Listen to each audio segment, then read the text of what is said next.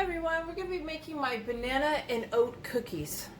In a medium bowl, we're going to add 2½ cups of all-purpose flour, 1 teaspoon of baking soda, and a ½ teaspoon of salt. So this is a ½ teaspoon of cardamom, 1/4 teaspoon of clove, and 1/4 teaspoon of nutmeg.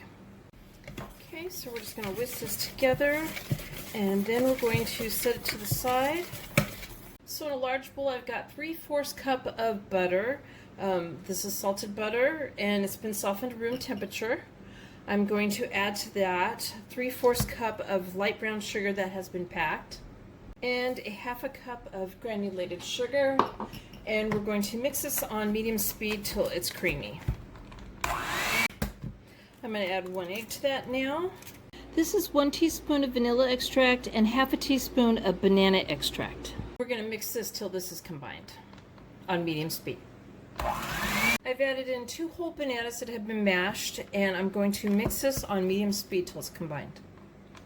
I'm going to add the dry mixture to the liquid mixture, and I'm going to do it a little bit at a time, not all at once, and stir it in between. I'm adding in 3 cups of quick 1-minute oats. I'm going to do it one at a time and stir it afterwards.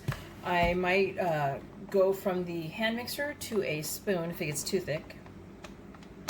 So this is a sticky dough, so I'm going to cover it with saran wrap and put it in the refrigerator for 1 hour before I start baking them. I lined the cookie sheet with parchment paper, and I placed a heaping tablespoon each of the dough. So there's the banana and oat cookies. Altogether made a little bit over 4 dozen. I hope you guys like this video. Please give it a thumbs up, and thank you guys for watching.